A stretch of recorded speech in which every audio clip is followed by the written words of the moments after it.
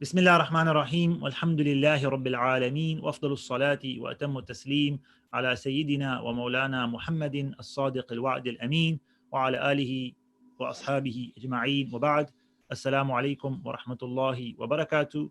And welcome to our lesson on the fiqh of Salah, the fiqh of ritual prayer, with me Wasim Ahmed, and we will be going through the book al-Idaah. We'll be going through many lessons. We're currently on the section on shak fi salah, faslun fi shak, when you're not sure what in prayer, you forget something, or you're not sure how many rakats you've prayed, etc. So that's what we're going to talk about today. And moving on to other chapters, so it's a short section here. Then we're going to go to a section on the prostration of recitation. Last week we did the prostration of forgetfulness. So we'll be moving into other sections, insha'Allah ta'ala. We have with us Hassan as usual. Assalamu alaikum, Hassan. How are you? Walaikum salam, Sheikh. Alhamdulillah. All good. How's things? Everything good? Alhamdulillah. Well, alhamdulillah. Thank you for joining us today and being a part of today's class. So, Bismillah. Let's start. We are on the section on doubts, the book of Imam Shurumbulali, rahimahullah ta'ala. So, Bismillah, over to Sidi Hassan. The normal way we do things is we read the book. So, you've got al-Idaah in front of you. What page are we on today, Hassan? Sheikh, we're on page 257. 257 for everyone, which is on the hard copy, the English translation. If you've got a PDF, as always, a few pages behind. I think the PDF was the older version, but look for the section on doubts in prayer. And inshallah, Hassan will read the English translation, then we'll talk about the mas'ala, the discussion. And please do share with your family and friends, share the link, subscribe to the channel to be notified every week of the live class, and then follow the class up during the week if you can. Very important stuff. The last few lessons have been very relevant. Great feedback actually has come through regarding the prostration of forgetfulness and joining the prayer and so forth. So that we did that last week, joining the prayer and what happens if you forget things in the prayer and stuff. So please do share and benefit others, insha'Allah ta'ala. So Bismillah, Hassan, over to you. If you could read the first part and then we can start talking about today's discussions. Bismillah. Doubt during the prayer. If one is uncertain about the number of rakats he has offered before completion of the prayer, and this was the first time that doubt had arisen, or doubt which is not regular occurrence, the prayer is void.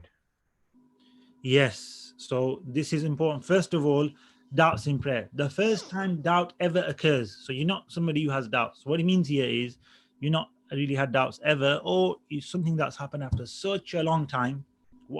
First time in so long, year, 2 years, I'm starting to doubt, which I don't think is common. I think we have doubts all the time, but let's just say you're of that first category. If that occurs to you, then what you do, you're not sure how many prayers, how many rakats you've done. For this individual, which could happen, maybe many of you, just stop the prayer, break the prayer, abandon the prayer, and start again. Okay? This is if it's before you finish the prayer. Okay, this is if it's during the prayer, and it's the first time that has happened to you, then break the prayer and just start again. Okay, so it actually says the prayer is void. Tabtulu salah bi shak. It's khalas. The prayer is void. Start again. This is if it's during the prayer. You don't know where you are, what you've done. Start again. Assalamu alaikum. You can do salam to break your prayer, and then get myself focused. Allahu Akbar. Start again. This is if you're somebody who doesn't have regular doubts in your prayers, or just first time it's occurred to you, then khalas, break that prayer. Just to mention a point here, that some have said or interpreted this to mean that if this is the first time you feel the doubt in that prayer, so some of you have doubts, we have doubts, okay? First time I have doubt in my prayer, what do? Break the prayer. Start again. Second time I have doubt in my prayer, no, don't break your prayer. Now you can't keep on breaking your prayer. Do the next thing, okay? However, the correct understanding is if you're somebody who doesn't have doubts in one's prayer, then break the prayer if you start to have a doubt for a rare occasion and start again. If you're, however, someone who hasn't had any doubts in this prayer yet, what you do now, and you tend to have doubts in prayers maybe once a week or every other day or something, because that's how distracted we are, how much we think of what's going on in our mobile phones or things like this. We get, Hassan, I'll bring you in here. I'm speaking from personal experience. I try to concentrate my prayers, but I'd say I have an issue maybe once every week, at least, I'd say. No. What do you think? I don't know if it's a good thing to admit, but honestly, Sheikh, it's a very, very regular thing. Yeah, Uh, and personally, obviously speaking to people as well, a lot of people come with this question saying, "I don't know how much rakats I prayed. I keep on falling into doubts in my prayer. I get confused. I don't know if I prayed 4 rakats, 3 rakats. It's a common question as well. So I think this is really relevant to our viewers and listeners. Like you just said, maybe not a good thing to admit, but it does happen, and it has happened to me. Like I said, it just happens. What can you do? It's human nature. It's not a blemish. It's not a sin or anything bad to admit, but it's human nature for us to fall into doubts or just lose concentration. But the whole purpose here now is we need to work on that and rectify that, which is another discussion. But what do we do when we have doubts in prayer? So first of all, if it's the first time ever, first time after ages, just ignore it. Just start the prayer again. However, what's most likely is the second part. So if you read on, then this is what's going to apply to us.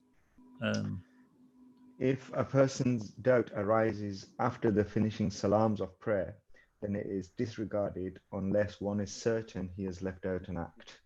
Yeah. So second of all, if the doubt occurs not in the prayer but after the prayer, the doubts don't have any effect on the prayer after the prayer. Okay, meaning the prayer is valid, is finished, and any doubts, misgivings after the salam has been given have no impact whatsoever on that prayer. However, there was a sentence where you said certainty, right? If you're certain, certainty does change things. Certainty is not doubt. Certainty is I know, I'm 100% sure that I did this wrong or this happened. If there's a certainty, then that prayer, and you need to the prayer properly, etc., then the prayer most likely will be invalidated or need to be repeated, depending on exact scenarios. We talked about them last time. If you haven't turned it from the Qibla, you may be able to continue with the prayer. If you have turned it from the Qibla, then you've got to start the prayer again, etc. There's all lots of details to that. But generally, definitely, certainty will affect certainty of a mistake, certainty of missing the rakat, or for instance. Then yes, after the completion of prayer, certainty still has an impact, but not doubts, not 60%, 40%. No, you have to be certain for that certainty to have an effect on the prayers you've prayed. Right? For instance, I'll give you an example. Not exactly this example because this is doubts, but is a kind of doubt. So after the prayer, you think, oh, did I have wudu in prayer or not? Prayed my prayer fully, but I don't know if I would do or not. You ignored it. Okay, you ignored it. Khalas. You've done your prayer, it's finished. Right? But you're like, oh, I'm certain I didn't have wudu. Oh, I did wudu right. And I came downstairs and I broke my wudu and I said, I'll go up and do it again and before I pray. And I got a phone call and speaking to my family, and then I was like, oh, I gotta pray. I just prayed and just prayed. Didn't go and do a new wudu, did I? I know I didn't. In that case, obviously, you didn't do wudu. You weren't in wudu. You're certain now. Go and make wudu again, and you're going to repeat your prayer. So this is what it means when you reach certainty. You have to go with certainty. Now, if you're not sure, well, I don't know if I broke my wudu or not. I don't know. You sure you had wudu, but you just don't know if you broke it before that prayer, or you don't know exactly what happened in that prayer. After the prayer is done, you don't turn to those doubts and misgivings. You leave them and you carry on with life, right? So then, what if doubt occurs as a regular thing in prayer? Bismillah. Sheikh, just on that last one there, the Yeah. person that rises after finishing salam, does that not matter if it's the first time ever or if it's a regular thing? Yes, after the prayer, it doesn't matter whether it's regular, irregular, first time, many times. After the prayer, you need certainty for that to have any effect on the prayer. Yeah. Yeah. After the prayer, because thing is, you got a complete action. It's Yeah. finished. Okay. Okay. You're certain of doing the prayer. That's done. Now you have doubts after the prayer in something in the prayer. So the doubt has started to say, oh, maybe not be complete. The doubt has started. So we've got to go with certainty, which is prayer was complete. You're doubting the prayer after the prayer. That doubt doesn't have an effect on the certainty. No, you have to be certain after the prayer to have an effect on the completed prayer. Yeah. So this applies to all circumstances after the prayer. During the prayer, we explain if it's the first Yeah. time, break the prayer, start again. If it becomes regular, then we're moving on to that now. So if it's regular doubts in prayer, then what? Bismillah. If a person's doubt occurs frequently, he has to base his decision upon his predominant view. If one does not have a predominant view, then he is to take with the minimum. He is to take with the minimum that he knows he has performed. Do you want me to Yeah. see the So bottom no, section as no, well? no. It's good. We'll do that point first, and then we'll move on to that how to finish off the prayer if you're somebody who takes the lesser of the two amounts. So first of all, I have doubts. Right, somebody has doubts in prayer. They're not sure, and they're getting confused. Okay, and they're not. They what do they do? So he says, if the doubt becomes regular a lot, then you take what you are, you got a strong opinion about, ghalib al-dhann, which is that predominant opinion. There's a preponderance towards a particular. So I'm 70% that I've done 3 rakats. Go with 70%. That's good. I'm 80%. That's good. Go with that. If you got a feeling like that, stick with that feeling. It's not 100%. It's in the prayer, but go with it. Right? If doubt's coming to you, then go with. You've got something to go with. Go with it. That's it. Khalas. If you can't go with anything, you're like, you know what? I don't know. I'm 50-50, 50-50. Is it that? Is it 3? Is it 4? Is it 2? Is it 3? I'm not sure. Then you go with the lesser of what you doubt. So let's take an example of, I've done 2 rakats or 3 rakats. I don't know. Did I just do 2 or 3? Did I just sit down? That's that one. Should I sit down now or not? Or should I on my third one or not? You go with the lesser of the two. You go with 2 rakats. Okay. You go with the lesser of the two. You go with 2 rakats, and you pray your prayer as though there was 2 rakats done only. Okay. Even though you could have done 3, you don't know now because you just got this doubt. What do? You go with the lesser of the two. First of all, you go with what you think is your stronger opinion. Right? I'm pretty sure it's 3. Let's go with 3. Yeah, go with that. Your prayer's done. Just go with that. However, if you take the lesser of the two, then there's certain rules that apply. First of all, you will take the lesser of the two. You'll go as 2 rakats. But then there's certain rules that apply. They mention next. So what do you do if you take the lesser of the two? In case of continuing from the minimum, one is to adopt the sitting posture and recite the shahud at each occasion he believes to be the end of his prayer. Yeah, that's a very short sentence, very deep sentence, right? And the crucial point of that is to sit down at the points he believes to be the end of his prayer. Remember, you have doubt. You're 50-50. You haven't made a choice of, I'm going with this option and that's it. That preponderance, that predominant feeling, that 70, 80%, 90%, but it's not 100. You haven't done that. You've gone with the 50-50. You've gone with the lesser of the two. Now that you're going with the lesser of the two, you could have prayed 3. Our example is 3 or 2. You could have prayed 3 and you could have prayed 2. We don't know. So if you've prayed 2, what you're going to do, you're going to sit down, you're going to pray at the shahud, and then you're going to stand up for the third rakat. You're going to pray as 2 rakats. But it says here, you will sit down at every point you believe to be the end of your prayer. Okay, akhira salatihi. Why? Because if you had prayed if you had prayed 3 rakats, then you only got 1 rakat till your last sitting. If you pray 2 rakats, you've got 2 rakats to your last sitting. It's a 4 rakat prayer. Okay, so if I've taken 2, it's very pay attention, guys. Right? If I think I've prayed 2, but I could have prayed 3 or 2, I think therefore I maybe at the end of my prayer after 1 rakat, because it could be after 1 rakat I've prayed 3 or 4. Right? That's what the options are. I don't know which one it is. I'm gonna go with 2, but it's possibly after 1 more rakat, minimum now is 3, maximum is 4. Well, if I've actually prayed 4, I've got an obligation to do, which is sit at the end of my prayer. If I've prayed 3, which I'm practicing, and I'm going to get up for another one, I'm going to go do another one, then I need to carry on. So because there's a possibility of it being the last rakat, I sit down and I read another tashahhud. So literally, you read 2 rakats tashahhud, you got up, you're doing a third rakat, you're going with the lesser of the 2, it could be 4. You're going to sit down again and do another tashahhud. Why? Because it could be 4. You don't know, right? We said 50-50. Then you're going to get up and do another rakat, which for you is building on the lower amount of 2. You've done 3, 4 now. And you're going to sit again at the end of that. So you may have done 4 rakats with the extra sitting after the third one. Or you could have done 5 rakats, right? You could have actually done 4 and might have got it wrong by going with the lesser of the 2, but that's what you have to do. And then you've added a 5th one on. Fantastic. Doesn't matter, right? You've done your 4 rakats of fard. You've done your last sitting, which whether it was after that supposedly third rakat, the one that you've done, or actual 4 rakats, and you've done extra rakat. So what? That work, you can't avoid this, right? You have to go with the lesser of the 2. It may be that you do an extra rakat, but then you've got to do something at the end of the prayer as well, which is what, Hassan? What would you do at the end of this prayer? There's no additional writing here on mine, Sheikh. I know there isn't, but what would you do at the end of this Okay, prayer? you're just asking me. The Durood Sharif and Dua and Salams. Now you do a prostration of forgetfulness as well. Okay. So if you have shak in your prayer like this, where you take the lesser of the two rakats, so you took two or three, you took two, you'd sit down after the next rakat because it could be four. You'd sit down at the end of the prayer, could be four or five now, we don't know, and you do a prostration of forgetfulness at the end of this prayer because you forgot. Doubt is forgetting how much rakats you've done, right? And you may have prayed extra. So either way, what you've done is you've prayed four rakats. Actually, you've done an extra sitting after rakat number three, right? You did two rakats, you did one more, you sat down, you did a fourth one, you finished your prayer. You did an extra sitting. If you done five rakats, you did an extra whole rakat. So whatever you've done, you need to do a sajdah to sahu for that addition, right? So you will do a prostration of forgetfulness, like we described previously. Check out I think last class, wasn't it? Yeah.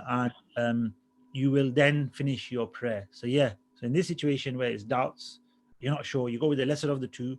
You will sit at the end of every rakat you think is the last rakat of your prayer, and at the end of your prayer, whatever that is, you will then perform a sajdah to sahu, and then continue to the end of the prayer with salams, with durood sharif, etc., with salawat, dua, and salams, insha'Allah ta'ala.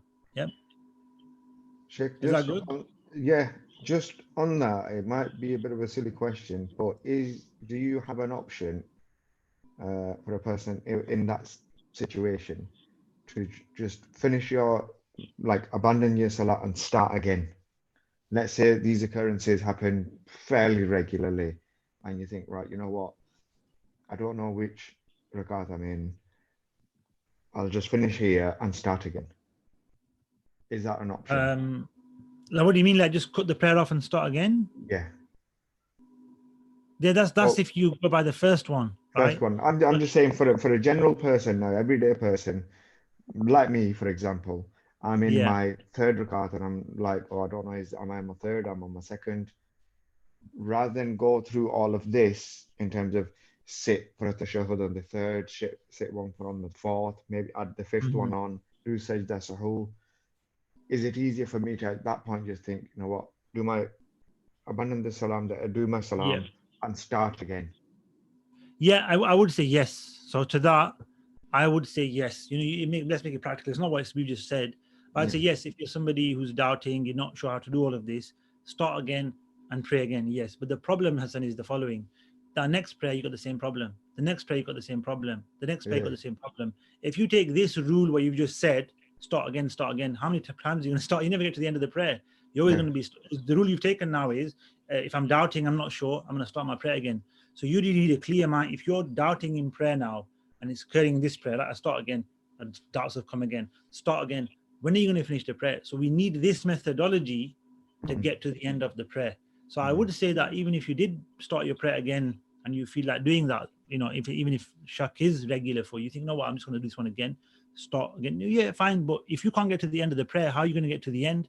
You need to learn this. So as much as it might sound a bit complicated, it's not. Doing it over the internet is makes it harder, to be honest. If you do it practically, if you sat down, if you were in person to person, you talk through it, you give a yeah, practical example, actually, show it, etc. It's not very difficult to grasp. And mhm, if and I would say, if you're somebody who has doubts regularly, it's a must learn, it's a wajib, it's required for you to learn this way mhm, of rectifying that problem you have in prayer. And there's actually a step. This is that. So this is dealing with the symptoms. Yeah, this is not dealing with the disease. So this will just deal with the occurrence of it. Like, you get a headache, you take a paracetamol, it's done, right? This is the paracetamol. You haven't got rid of the headache. You just killed the pain. The, mhm, the headache, the disease is here, mhm. right? It's here. It's problems inside. Okay, and for that we need to go to our shuyukh and teachers and so forth, right? For the spiritual masters. And I do remember our teachers mentioned that one of the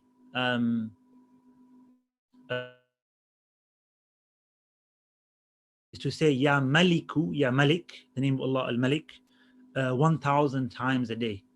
Ya Maliku, Ya Maliku, Ya Maliku, Ya Maliku, Ya Maliku, Ya Malik. It's one of the names of Allah, Subhan al Malik al Quddus. In fact, there's also Imam Ahmad Zarruq mentioned this as well, great scholar from Fez, from North Africa. He's buried in Libya, I believe. He mentions an ayah of the Quran, if I recall. He says, if you recite the ayah of the Quran, Subhan al Malik al, not Quddus, Subhan al Malik al Khallaq, Subhan al-Malik al-Khalaq. There's ayah of the Quran that has this passage in, where it says, glory be to the al-Malik, comes from this ayah, al-Khalaq, the creator. And I forgot the rest of the ayah, but it talks about the meaning of the ayah is Allah can take away the existence of something, remove us, وَيَأْتِ بِخَلْقٍ جَدِيدٍ وَمَا ذَلِكَ عَلَى اللَّهِ بِعَزِيزٍ. The full ayah is looking to my head, but that's the ending of the ayah. That Allah subhanahu wa ta'ala can bring a يَأْتِ بِخَلْقٍ جَدِيدٍ, a new creation. وَمَا ذَلِكَ عَلَى اللَّهِ بِعَزِيزٍ. And that's not difficult for Allah subhanahu wa ta'ala. And the meaning, he says, of this ayah is, if you recite it for yourself, with the intention of removing these doubts and these misgivings and OCD. People with OCD should take this advice as well. Is that what it does is it takes away your molecules. Allah can do this, right? And it replaces them with a new you, right? So new cells, new brain, strengthens you basically. Allah brings a new creation that will, in other words, it's a way of removing the doubts, removing the shortcomings or the weaknesses, the problems inside, dealing with the disease, not just looking at the symptoms and saying, right, I can't concentrate in prayer. How do I pray? Well, just follow these rules and you'll be able to. Yeah, but I do that every prayer now. Like you're saying, it's common. I do that every other prayer, and so forth. Yeah, well, you're not treating the disease, you're treating the symptoms. The symptoms is just deal with it this way. The disease is internal. The disease is more deeper. So inshallah, what we'll do afterwards is we'll get the ayah and we'll post it in the video description actually, so you can all read the ayah of the Quran. And I believe you're supposed to read the Ya Maliku 1,000 times, Ya Maliku, Ya Maliku, and then after reading Ya Malik 1,000 times, you recite the ayah. You can recite the ayah generally as well, just take it as a general kind of recitation. Subhan al-Malik al-Khalaq, and then the rest of the ayah, which is not coming to my mind fully. But yeah, it's one of the ways of removing doubts and waswasa, as they call it, right? These whispers and things in the mind. So this is something that should be practiced as a treatment for misgivings, doubts, confusion, etc. Because some people have it when they go to the bathroom, right? So it's for those people who not sure if their wudu is valid or not, or is there urine on my clothes, or did I do this? Did I miss this part of wudu out? Did I wipe my head in wudu? These things happen to people. They go through these difficult times and so forth. This is what they should be doing. They should be reciting Ya Maliku, Ya Maliku, Ya Maliku 1,000 times a day and reading this ayah of the Quran. This is something mentioned by many ulama in their books, especially Imam Ahmad Zarruq, recommended as a form of treatment for this waswasa, these doubts one has regarding one's purity, one's prayer, one's acts of worship, etc. So that's, I would say, yes, Hassan, great to do what you said, but we still need to know a methodology, because we can't just abandon the prayer every time we have doubts. Otherwise, we're abandoning 10 prayers a day, 20 prayers a day, and that what that can lead to, the reason why we follow this, is that could lead to abandoning the prayer completely. I can't pray 10 prayers. You're like, if that's the ruling, I've got to start again. I just can't do it. And people will end up thinking, prayer will become like so much of a burden. If we teach them these rules, they may seem a little complicated right now, because like I said, over the internet and talking alone, just conversation isn't ideal sometimes for learning. You need sometimes a nice whiteboard and marker, sometimes the physical movement of a teacher, and practical examples help a lot. It's not too difficult to grasp and practice. And definitely those who need it, one-on-one session is sometimes a good way of learning rather than a class. So people who need help should speak to people, should speak to the imams of their masajid or learned people and get the advice and guidance, and should be able to do this whilst at the same time trying to get over this as well through what we just mentioned. But I wouldn't say going to what you said is a good option if it's going to become regular abandoning of the prayer. Abandoning as in restarting. It's not good. It's not, it's not good. It's not the methodology of the principles of Islam. It doesn't lead to a good ending that way. So it's better avoided, to be honest. So we use these examples, Shaykh, for like the 3 and the 4 rakat namazes. Let's say, for example, it's the Fajr, 2 for the Fajr. You've done 1 rakat instead of going in for the second, you just sat down, the shahud. Yeah, and you realize I've done 1 or 2 now, because you're sitting down, you've done 1. You could have done 2. You don't know. So what do you do now? Go, you tell me. I would assume that you would do the Sajdah Sahu. So you're sitting and you're doubting now whether you're doing 1 or 2. What do you do? Bismillah, go on. Sajdah Sahu. No, you don't do Sajdah Sahu first. You're doubting whether you've done one or two. You haven't got to the end of your prayer. You don't go to Sajdah Sahu to Okay. the end of your prayer. You're just Again, doubting whether you've done one or two. Right now, I'm sitting down. Do I get up to do my second rakat, or do I finish my prayer because I've done two rakats? Very good example. What do I do? Bismillah. go with what your predominant opinion, That's the your first view. thing you do. Excellent. The first thing you do, everyone, is you see if you can find in your heart, in your mind, I think I've done one. I think you find the heart, whichever one it is. I'm pretty sure 80-90% I've done two rakats. I'm finishing my prayer. Go with what you think is the correct situation, what you think is right, with the predominant view, strong opinion towards one of the two. Right? It could be doing one rakat, two, whichever one it is. However, what if that doesn't happen? What if you're 50-50? If you're 50-50, go with the minimum, so you've done one. So you've done one, right? Go with minimum because you just can't make a decision. I don't know, right? What do? Go with the minimum, which is one. So what do you do now if you're doing one rakat? Get up for the second. You'll pray your tashahhud, right? You'll do Yeah. your tashahhud. Why will you do the tashahhud before you get up? Because it could have been two rakats. It could have been. You're not going with that. But because it could have been, you'll do your tashahhud. Why? Because it could be the end of your prayer. It could actually be two rakats. You do your tashahhud to finish your prayer. Then you Yes. stand. So you will do a tashahhud. You go with one. That's the ruling. But you also perform the tashahhud to ashhadu anna Muhammadan abduhu wa rasuluhu. That's the tashahhud up to that point. Allahu Akbar, and you stand. Now, we're taking it as a second rakat. It could be third, like we said, but we're going to take it as a second. You stand up and you pray the normal second rakat of your fajr, which is absolutely the normal prayer. And you sit down and you finish your prayer. And what are you going to do at the end of your prayer?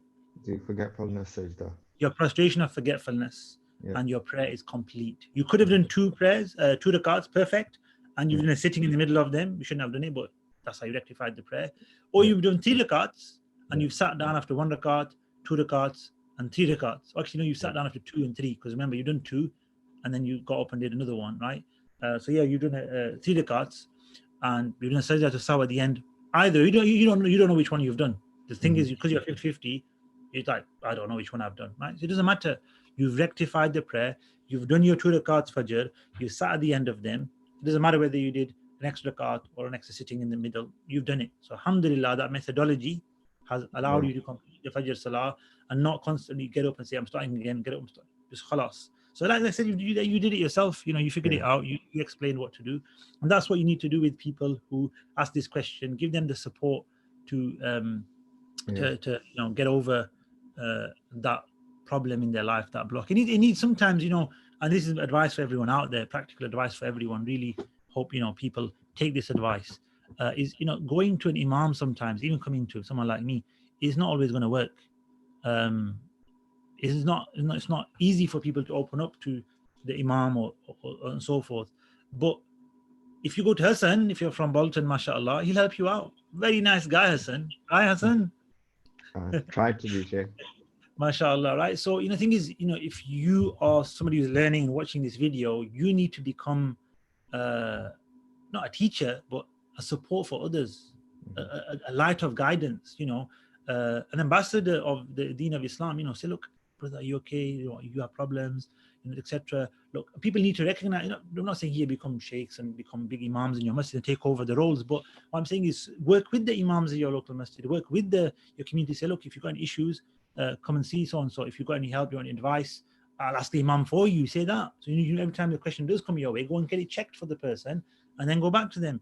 And this is more practical for people because not everyone's comfortable reaching out to the local imam or going to see him or messaging him, whatever, or her, wherever the teacher is at the masjid.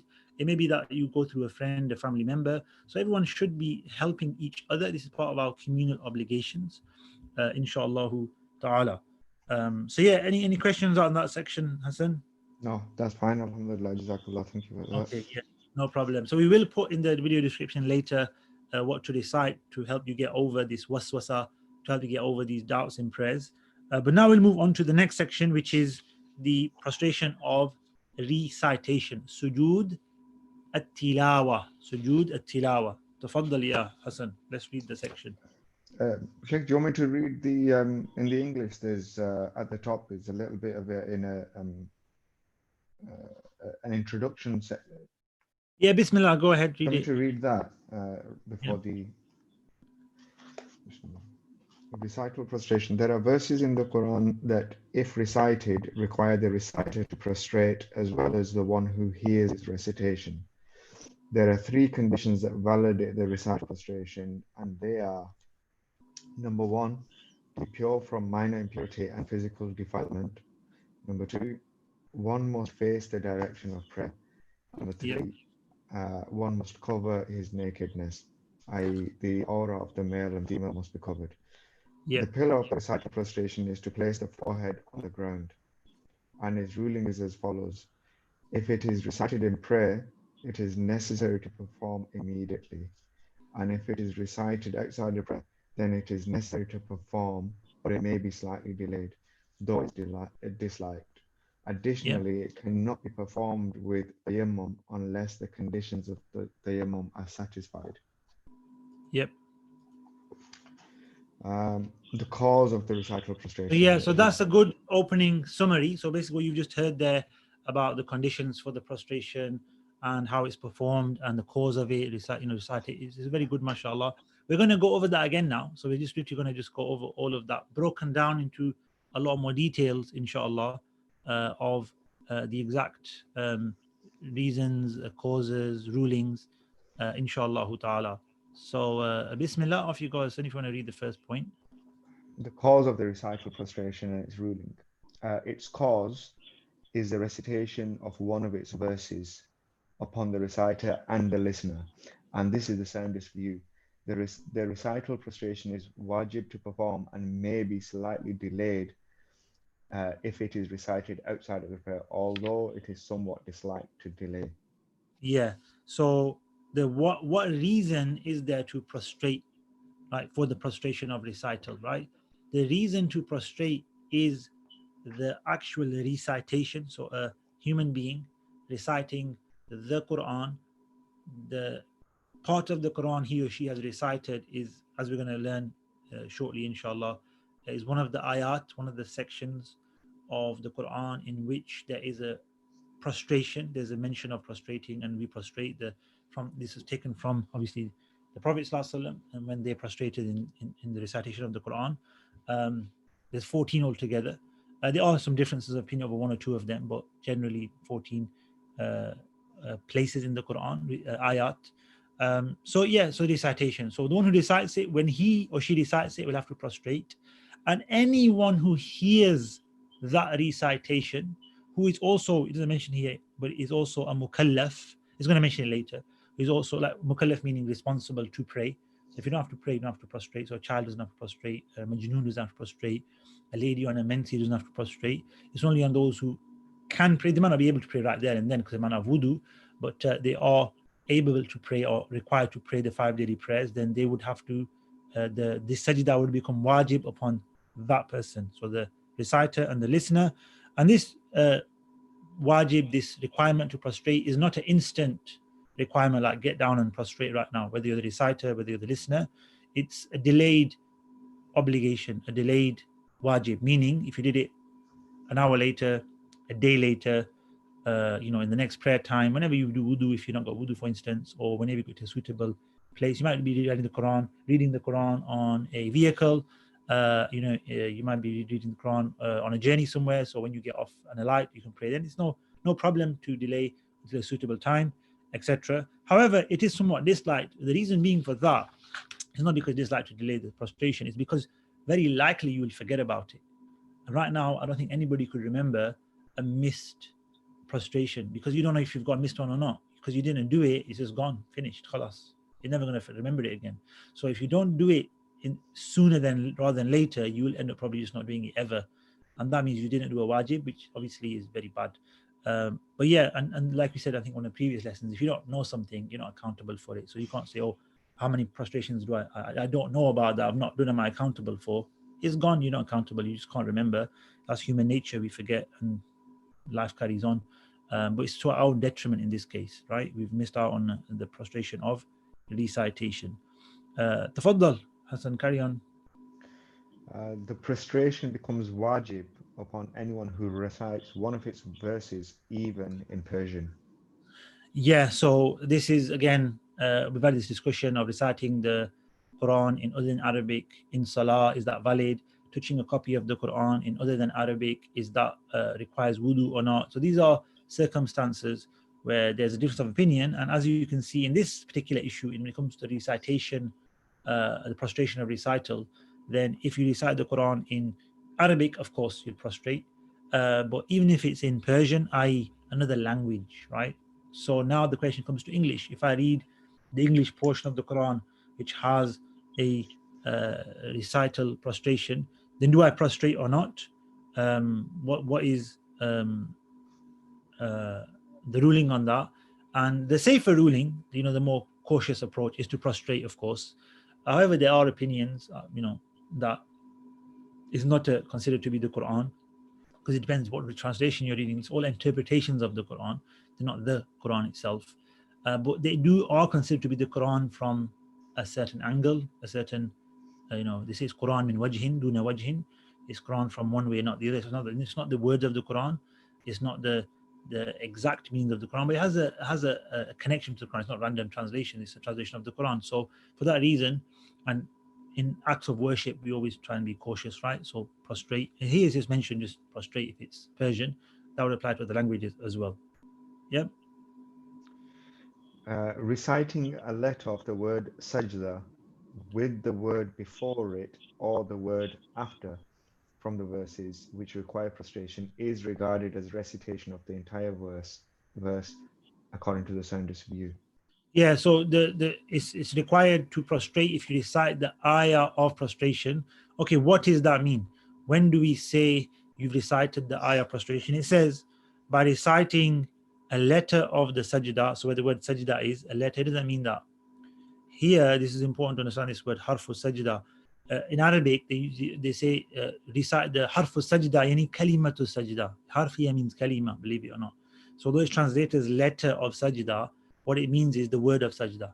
Okay, just to make an important point here. If you read the word of sajda, which is usjud, usjudu, yasjudu, these are all words or derivatives of he prostrated, prostrate, usjud, prostrate. I'm not reading I have the Quran, so I don't have to prostrate. I'm just giving you examples of the verb or the noun of prostration, sajda, etc. Right? So if that word is read alongside one word before it or after it in the Quran, whatever word is after it, whatever word is before it, if you recite those two words, the word of sajda or the word with the word before after, that's the minimum required for that prostration to become a wajib. And he says that is like the ayah itself. So you don't have to recite the whole. Sometimes the ayah of sajda is like 2 lines. There's one or two that are quite lengthy.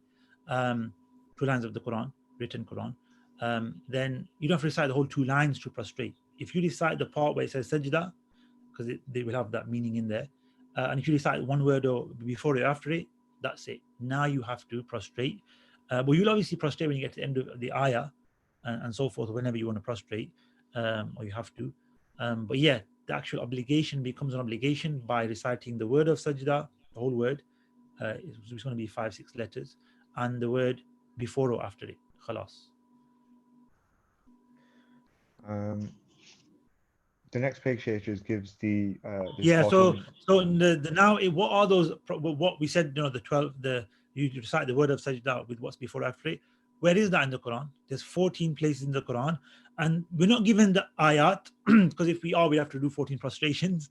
But if you yourselves go and look, so I think you've got the references for them. So Hassan's just going to read off the list of the 14 prostrations, and if you want to go and reference them yourselves and see where they are in the Quran, fantastic. Just to know, if you've got a copy of the Quran, which I haven't got right with me now, it's on the shelf over there. But on the margins, it tells you where the sajdas are. In the actual ayah of the Quran, it'll say at the end of the ayah, sajda, as sajda, it'll say at the end of the round marking of the end of that. On top of that, it'll say sajda. In the margin, it will say sajda as well. So there's clear indicators in the written copies of the Quran in the masahif of where the sajdas are. Okay. However, if you want to learn where they are and know exactly where they are, then there are these ayat, these surahs and ayat of the Quran. So if you tell, where are they, Hassan? Bismillah.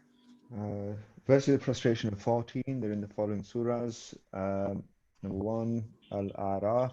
Number 2, ar-Ra'd. So you haven't got the numbering of the ayahs, right? Or you don't got that? Do you want me to give the numbering as well? Yes, if you it's not mentioned, I know, in the actual Nurul Idaah, it's mentioned in the commentary, but it would be good just to mention the numbers. So Surah Araf is number 7, and ayah number 206. 206. Good. Surah, next one. Ar-Ra'd, which is Quran Surah 13, Yeah. 15. So it's Surah 13, Surah Ra'd, ayah number 15. Good. 15. Third one.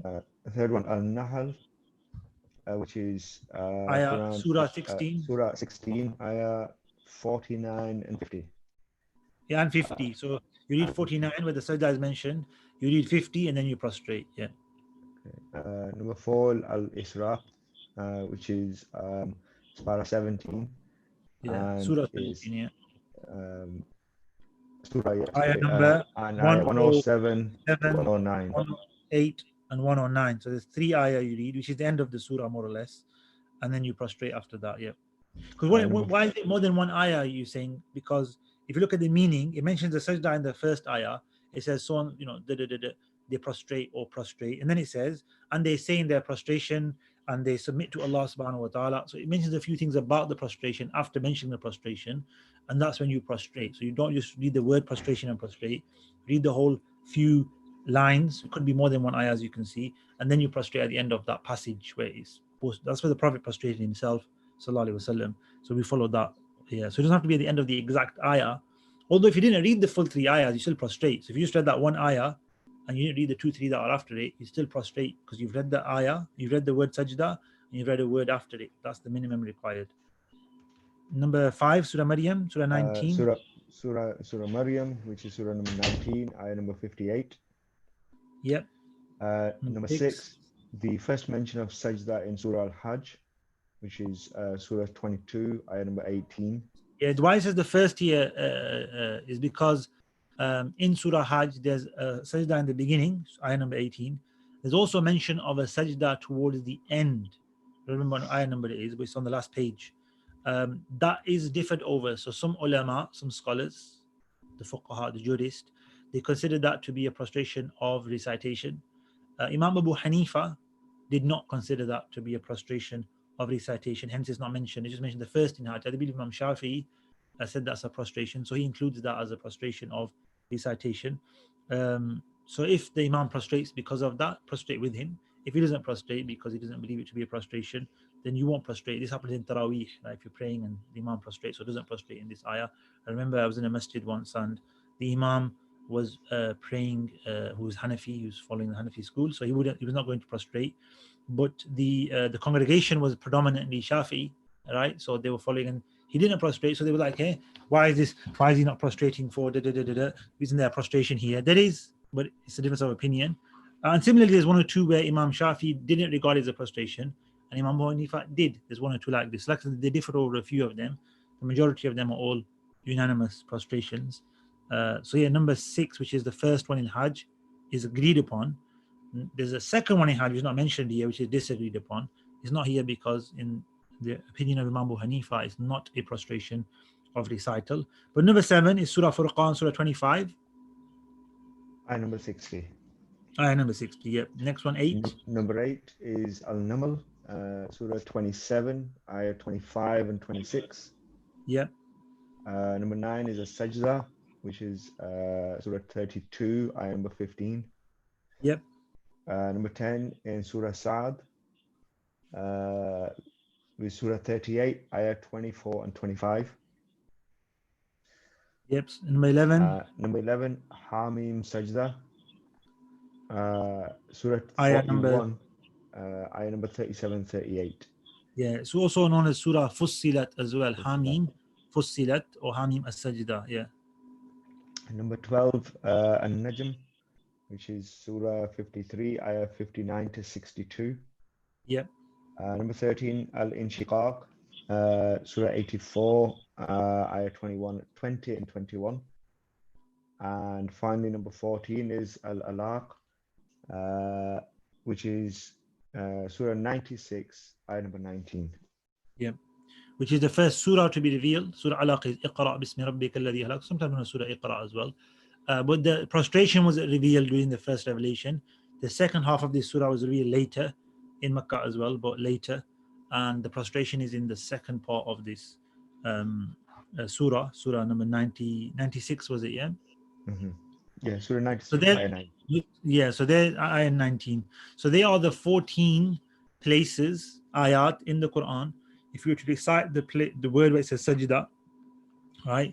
And the word before it, because sometimes the sajda, the word is right at the end of the ayah, so you need to do the word before it. Just reading the word of sajda is not enough, because like I said, you could just be just mentioning the verb to prostrate. So if you read the letter before, the word before, then it's part of a sentence, it's part of the Quranic sentence, it becomes a prostration. Or if the word of sajda is at the beginning of the ayah, then obviously you need to read a word after. Then those are the 14 places in the Quran which you need to learn. You need to either know them, or when you read the Quran, look at the margin, you'll see it. It says sajda there. What's sajda? Prostrate.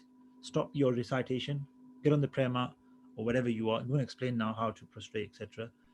Inshallah ta'ala. So Bismillah, some other rules first before we go on to the actual prostration itself. Tfaddal. Okay. Sheikh, just obviously, if you heard somebody and you don't know these are ayahs of Sajdah, I'm guessing if you don't know, then it's not wajib on you. Yeah, so if you don't know and somebody recited it, unless you're told, so you could be sitting, somebody recited the Quran, does a sajda of tilawa, you don't know, you have no idea, then yeah, you can't be held accountable for what you don't know. You should be told, right? But if somebody then comes and tells you, why don't you prostrate? Because why should I prostrate? Because he just read a Quranic ayah of prostration. Then I it's, didn't hear that, yeah, because I heard everything is recited. So you have to hear it.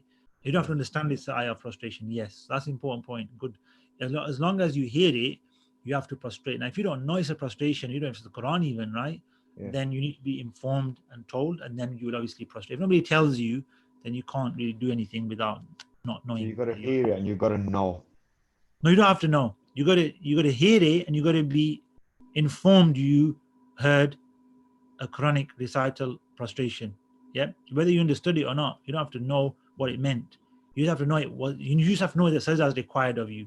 That's Yeah, it. You got to hear it. Once you yeah, heard it, I don't know what I've heard. Why should I prostrate for? Exactly. Oh, that was prostration recital. I'm going to prostrate. You have to prostrate. You got to be told as well. yeah. If you don't know, if you know it's a prostration, you Then prostrate. you've Khalas, got to prostrate, yeah.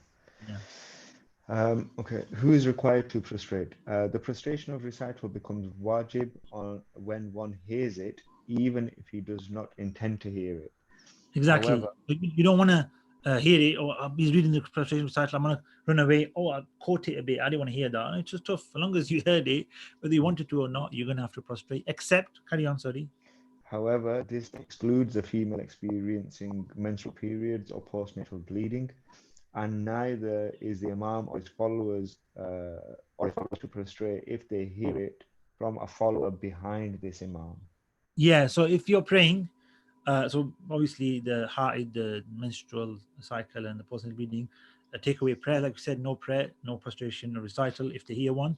Um, but for the prayer one, if you're praying in congregation, and the imam is the only one that should be reciting the Quran. So first of all, if a follower is reciting, they're doing something wrong anyway. If the follower decides to recite the Quran and read the ayah of sajda behind the imam, and they end up hearing that, so this is a very incorrect situation. It's not going to happen. But if it did happen, they wouldn't have to prostrate. Okay, he would. I don't know if he would or not. Is his prostration even? Um, Yeah, he would probably, but how is he going to prostrate? I don't know. He's following the imam. But yeah, the imam and the other followers don't have to prostrate for hearing that, because it's not a proper recitation. It's actually severely disliked for him to be reciting at that time, and therefore they don't have to. They're not, you know, um, liable for that prostration whatsoever. Yeah, they're not. Okay. Yeah, so that's the situation where somebody will not have to prostrate, and they've heard the Quranic recitation of a recital prostration ayah, the menstrual cycle, the postnatal bleeding, and the imam and followers from another follower. If the imam recites, we're going to come on to that. But carry on. If the imam and his followers hear the verse of prostration from another person who is not praying, they are to prostrate after the prayer. If they Yeah, prostrate, good. if they prostrate Just before you in the mention the prayer, next part, yeah, no, sorry, just before you mention that. So if now the imam and the followers, they're in a congregation, they hear the prostration of recital from somebody else, somebody sitting down reading the Quran, not in their prayer, not somebody following them. So random, somebody walking past, somebody sitting in the corner of the masjid, reading the Quran, and he recites loud enough for them to hear the prostration of recital, then they will all have to prostrate for that prostration. However, now if you carry on. Uh, uh, However, if they prostrate in the prayer, it will not suffice, but their prayer remains sound according to the most apparent view in this regard. Yeah, so if they will say, like, we've heard a prostration recital, let's just prostrate right now in our prayers, that is not correct. It will not suffice them. It will not count as the prostration of recital, right? It won't break their prayer because they've just added a sajdah. They probably should now do a sajdah to sahu, yes, if you're asking that question, because they've added something to prayer they shouldn't have. They will do that prostration they've heard from the person sitting in the corner after they finish their prayers. It's not part of their prayer, okay? Doesn't become part of their prayer, or they got to prostrate or something. They've got to, but after they finish they've got to finish the prayer. That's your duty right now. After finishing your prayer, you need to remember there's a prostration you just heard. Prostrate for that when you get an opportunity. Yeah, so that's what they should do. Next. Hearing the verse of prostration in Persian or any other language and understanding it makes it necessary to prostrate. Indeed, this is the ruling. This ruling is the one relied upon. Yeah, so it says if you um we mentioned before just hearing it in another language. There's a difference, like I said. According to Abu Hanifa, you don't have to understand the meaning. If it's you don't understand the language, somebody literally reads the Quran in, or translates the Quran in French, right? And I'm guessing most people listening don't know French, but let's say Spanish or Portuguese or whatever language you don't know, and you heard it and somebody said, oh, he just read the Quran there. You're like, oh, mashallah, excellent, jazakallah khair, translation of the Quran in that language. They understand the word. And we read a prostration recital ayah. Yeah, well, nice, very good. Do I have to prostrate? According to Imam Abu Yusuf and Imam Abu Muhammad ibn Hassan, rahmatullah alayhima, no, you don't have to prostrate. You have to understand the language if you hear it to prostrate. According to Abu Hanifa, no, even if you don't understand the language, you have to prostrate. And that's what it says here. It says, and it's required, so it says the opinion of the Sahibain, that if you understand it in another language, Farisi is mentioned because that's the common language of the time, at that time. Imam Hanifa actually spoke Farisi, which might have influenced, might not have, but who knows his opinion. But yeah, so if he understands that language, so it's not just Farisi, it's that language, and he knows that was a recital of the ayah prostration, then yeah, you should prostrate. If you didn't know the language and it just sounds like, obviously we don't know language, it just sounds weird, right? It might sound nice even, but you don't know what's being said, then you don't have to prostrate. This is in difference to the original Arabic. Whether you understand the Arabic or not, there's a prostration. This doesn't apply to the actual Arabic Quran, the original, the Quran itself. It only applies to a translation. Okay, if you understand a translation and it's a sajdah, do the sajdah. If you don't understand it, somebody read it to you, then you don't have to prostrate. Experts differed whether a person is required to prostrate if he hears the verse of prostration from a sleeping or insane person. Yeah, so somebody's asleep and they read Quran in their sleep, mashallah, excellent. Or somebody is now not a mukallaf, so they've got junoon, which is insanity, they've got lack of use of their intellect. Then do you have to uh, um, prostrate or not for listening to that person? It says it's differed over. The correct opinion, as mentioned in the Hidayah and other books as well, is that you don't have to prostrate if you hear it from a sleeping person or somebody who is not of sound intellect. You don't have to prostrate. It's not wajib. The prostration of recital is not necessitated if it is heard from a bird or an echo. Yeah, so a bird, parrot, someone reads a Quranic ayah that's got sajdah in it. I heard that bird read it, you don't have to prostrate. So we kind of get a rule here that sajdah of tilawah is necessary if you get it from somebody who's aqil, right? Somebody who has aql, not necessarily baligh, right? It doesn't have to be baligh. It says yes, it has to be awake, right? It doesn't not asleep, so can't be in their sleep or in unconscious state. And therefore it can't be from a non-human, which is an animal, so a bird. And also similarly, an echo is not the actual the sound of the person, it's a rebound. So he might have recited the Quran and then echo's gone somewhere else. It might do, that's a question that might arise. Is there any prostration for the person who heard the echo, not the initial recitation? The answer is no. And this would answer our question then, which I think Hassan's got in the back of his mind. What about if I hear it on my mobile phone? What if I hear it on in the olden days we had cassette players, right guys? You remember those CD players? Now we've got USBs and mobiles and YouTube and all these. Would I have to, if I heard the prostration recital from a recording, it's recorded, it's not live, it's not, even if it's live, is it actually the person with me here reciting, or is it just electromagnetic waves and data being processed into sounds, transferred over thousands of miles or whatever it is, right? Do I have to prostrate for those? No, you don't have to prostrate for those. Right? If it's a recording, if it's digital, there's no prostration. The prostration is somebody here, you heard them, from their lips, etc. Then it is. If it's a playback, if it's a recording, etc.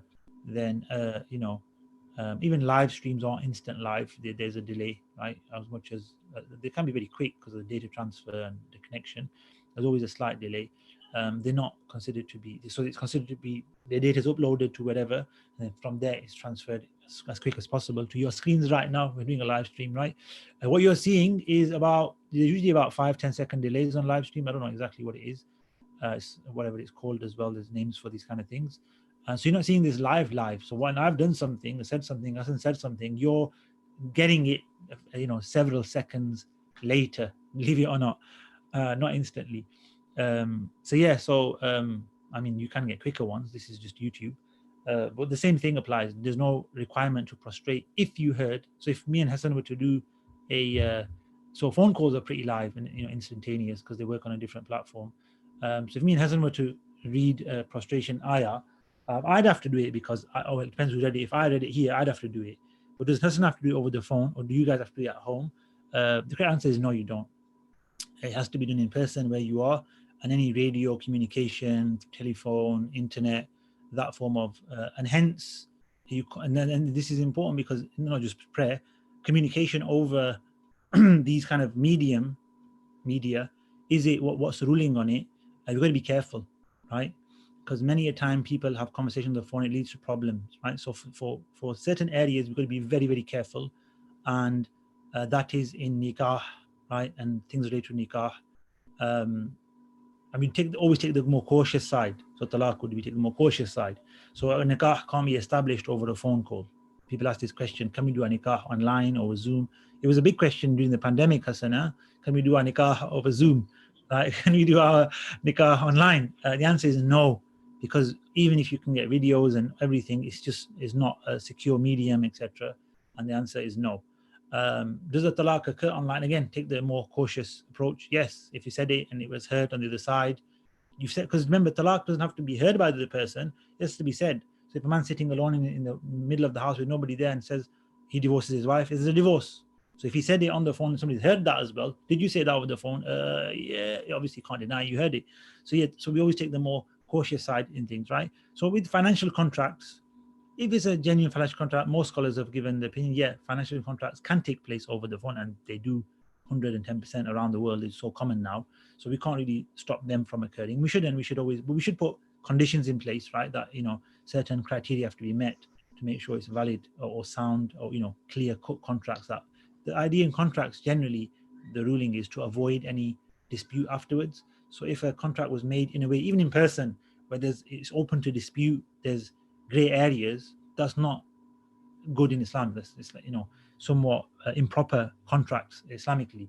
The idea of Islamic contracts is to be clear cut in what the actual requirements are, what the commodity are, what the price is, the payments are, installments. It's got to be clear cut, because tomorrow if you have got an argument, it shows that you didn't do a proper contract. You said full payment £500. Oh yeah, you said 5 installments £500. We all got an argument with the method of payment. It's an improper contract. You said you're going to get 5. You said there's 6 in the contract, 5 whatever mobile phones. You said 6. What if you're having an argument over the number of things, it's not a proper contract, right? So that's basics of finance. There's a lot more detail to it than that. I'm not trying to start a finance class here or anything, but inshallah we should learn, because there are basics that all of us could learn and avoid. That solve a lot of problems in life as well, by the way. It's not just about financially, it's just about having good relationship with others and keeping things amicable. That's one of the main kind of things you actually get from learning the sort of financial laws of in Islam, etc. But yeah, coming back to this point, over the phone, communication. There's no sajda of tilawa from that. Okay, but carrying on, Bismillah. In fact, we'll stop here. I don't want to go into the next part. Next week we will continue with the prostration of recital and rules regarding multiple recitals of the same sajda, multiple gatherings, moving around while it's prostrating, and this masala right now. So if you've got the book, guys, prepare for next week, because it's one of those mind bogglers, right? Prostration of recitation in Salah. That was the next thing coming up, but I'm not going to go through it. What happens if the Imam recites prostration recital, which is going to happen in Taraweeh, for instance? How do we perform that sajda? What are the rulings of performing prostration of recital in the Salah? That's the next section, really, what is happening. And as you may be looking at and thinking, hey, I didn't know you could do a ruku for the sujood. Are you thinking that right now? Aren't you thinking, That hey, was exactly what I was thinking. Right, so think about it, but for next week, I don't want to start that today. So for today, that is it, really. Alhamdulillah. We'll continue to talk about that very point. How can you make the ruku of your salah into a sajda, which is next week's class, inshallah. Interesting topic, and Brilliant. We'll talk about that next week. And then we'll go into sajda of shukr. So we've done different. We did sajda of forgetfulness, sajda of tilawa. There's a sajda of shukr, of gratitude.